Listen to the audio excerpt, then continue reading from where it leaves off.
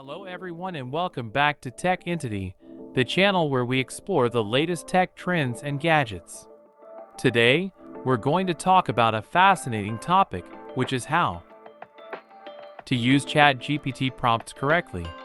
But before we dive in, make sure to hit that subscribe button and turn on notifications so that you never miss an update from us. As you may know, ChatGPT is a language model developed by OpenAI, and it's a very powerful tool that can generate human-like text in response to various prompts.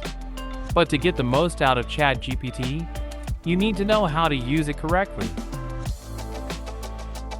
The first thing you should do when using ChatGPT is to choose a high-quality prompt.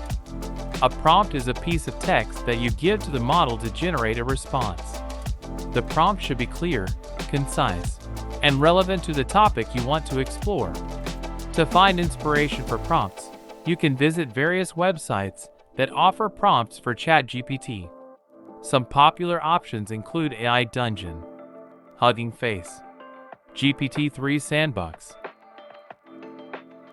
These websites offer a wide range of prompts that you can use for various purposes, such as generating creative writing, chatting with a virtual assistant, or generating fake news.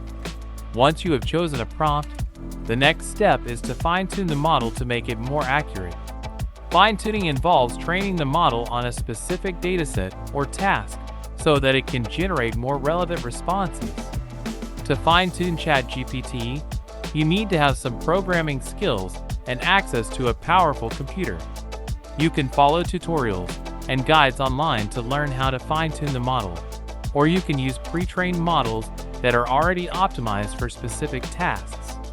Finally, when using ChatGPT, you should always keep in mind the ethical implications of generating human-like text.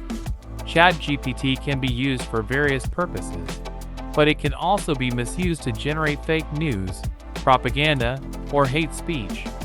That's all for today's episode of Tech Entity.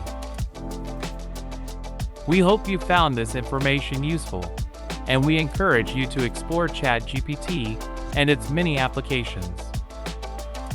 Don't forget to leave a comment below with your thoughts and suggestions, and we'll see you in the next video.